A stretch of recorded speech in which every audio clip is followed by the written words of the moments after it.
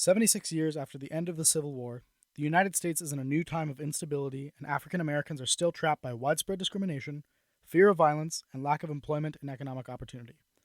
However, with the coming of World War II, so came hope, particularly in the actions of a great American and his quest for racial equality. The emergence of World War II provided an opportunity for A. Philip Randolph to push the Roosevelt administration into desegregating the workforce and industries producing for the war.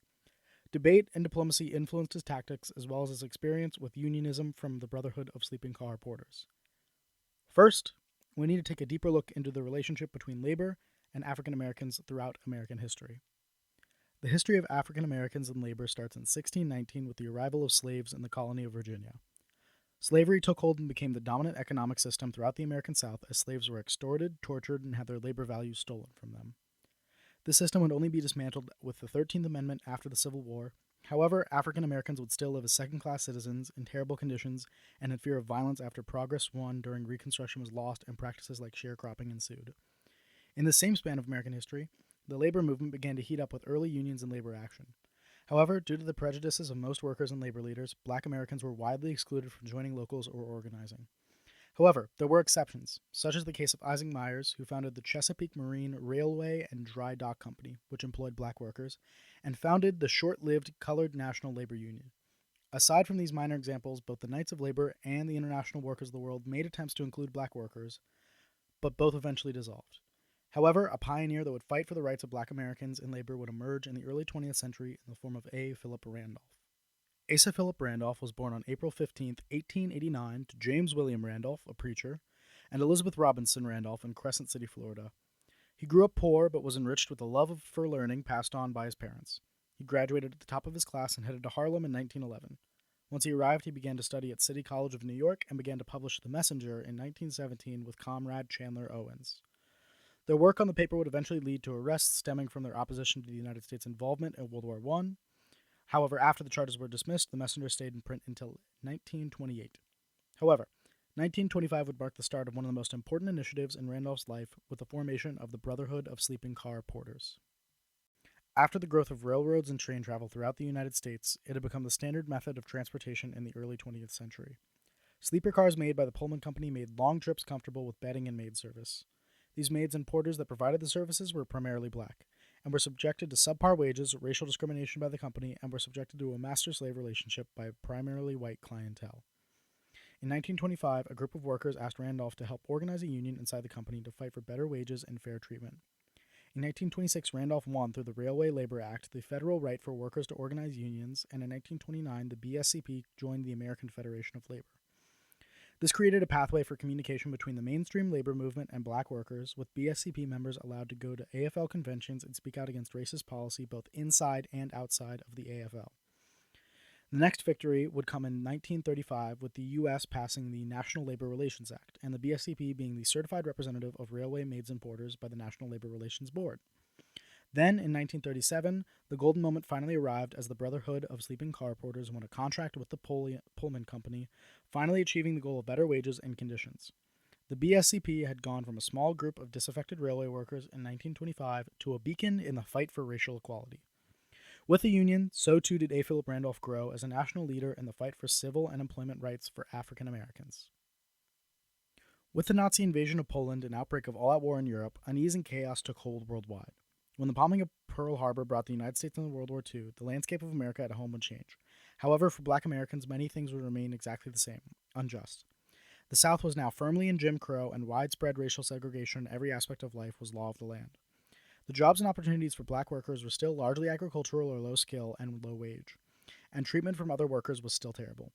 Black workers weren't considered for jobs in both the North and South, excluded from labor unions, and left disenfranchised nationwide.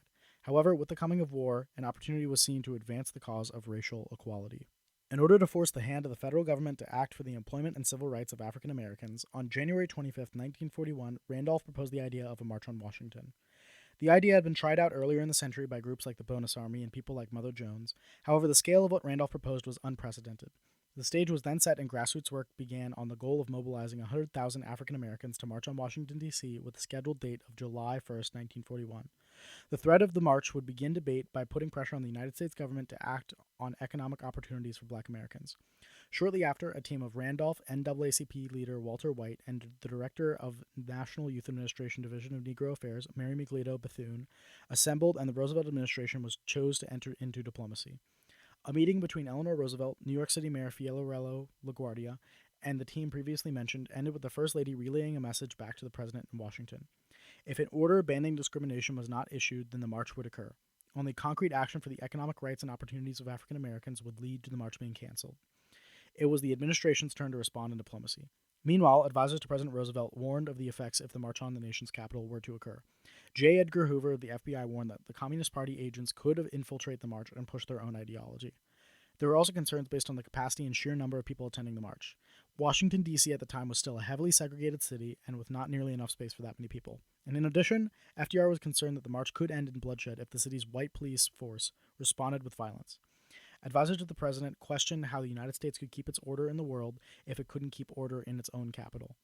FDR decided to respond with diplomacy, with action, and compromise because of the urgency of national security and to prevent violence. When later asked on the back and forth, A. Philip Randolph responded with this. I called for a conference with the president. The president made, as his first comment, he said, Phil Randolph, we can't have 100,000 Negroes marching on Washington. If anything such as that were to occur, you wouldn't be able to manage them. We might have bloodshed and death. He said, now let us get on to business here and find out what can be done. On June 18, 1941, President Roosevelt met with A. Philip Randolph, Walter White, Fiorello LaGuardia, and the First Lady to debate the issue. In response to the issue of employment discrimination in defense factories, Roosevelt promised to call factories and have black citizens be given opportunities. However, Randolph refused to call off the march unless an executive order was issued that guaranteed the right of black workers to have employment in the defense industry. The group would meet again on June 24th and agree to what would be signed into law as Executive Order 8802. Executive Order 8802 was signed on June 25, 1941 by President Roosevelt reading 1. All departments and agencies of the government of the United States concerned with vocational and training programs for defense production shall take special measures appropriate to ensure that such programs are administered without discrimination because of race, creed, color, or national origin. 2. All contracting agencies of the government of the United States shall include in all defense contracts hereafter negotiated by them a provision obligating the contractor not to discriminate against any worker because of race, creed, color, or national origin. 3. There is established in the Office of Production Management a Committee on Fair Employment Practice, which shall consist of a chairman and 4 other members to be appointed by the President. The committee shall receive and investigate complaints of discrimination in violation of the provision of this order and shall take appropriate steps to redress grievances which it finds to be valid. Signed, Franklin D. Roosevelt, The White House, June 25, 1941. The movement had won the right of workers of color nationwide to be hired in factories producing for the war, and to work in the federal government. It had also won the creation of the Fair Employment Practices Committee. Over the next 4 years, the FEPC would work to implement the provisions in Order 8802 by fighting to end hiring discrimination. It would also serve as a board to inform workers of the executive order, to invest hiring complaints, to encourage government agencies to desegregate, and to insert non-discrimination clauses into their defense contracts. However, the FEPC did not have any means of enforcing their rules and worked more as a tool for publicity and public redress. A. Philip Randolph was able to use his platform and skills gained from forming and organizing the Brotherhood of Sleeping Car porters to create a grassroots movement and energy needed for change. After putting pressure on the White House, Randolph and others associated with the March on Washington movement were able to create spaces and opportunities for diplomacy and achieve their goals of ending discrimination based on race, creed, color, or national origin in defense production for the war and in the federal government. The march was then canceled with the demands met. However, the work of A. Philip Randolph was not done.